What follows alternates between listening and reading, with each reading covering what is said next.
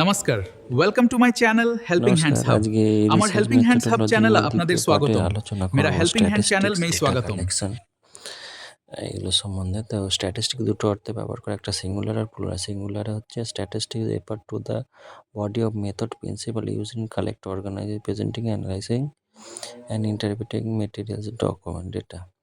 ওই যে সমস্ত ডেটা কালেকশানে যে সমস্ত মেথড, পদ্ধতি সেগুলো ব্যবহার করে, সেটা স্ট্যাটিস্টিক্সে সিঙ্গুলার অর্থে। এটা স্ট্যাটিস্টিক্স সাবজেক্টটা নিজেও এটা সিঙ্গুলার।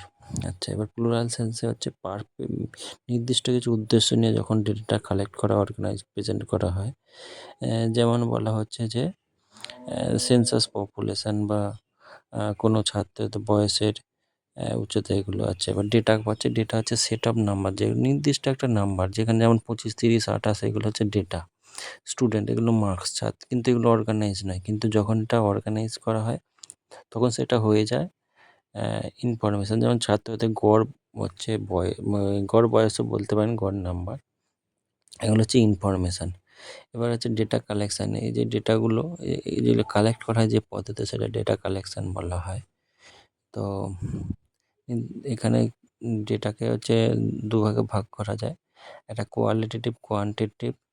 কোয়ালিটি হচ্ছে আগের দিন আলোচনা করেছি, এই গুণগত।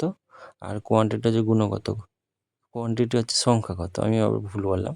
তো কোয়ান্টিটিকে আবার ডিসক্রিট আর হচ্ছে কন্টিনিউয়াস দুভাগ হয়। ডিসক্রিট মানে নির্দিষ্ট অংশ, মানে হোল নাম্বারে যখন সিলেক্ট হয়।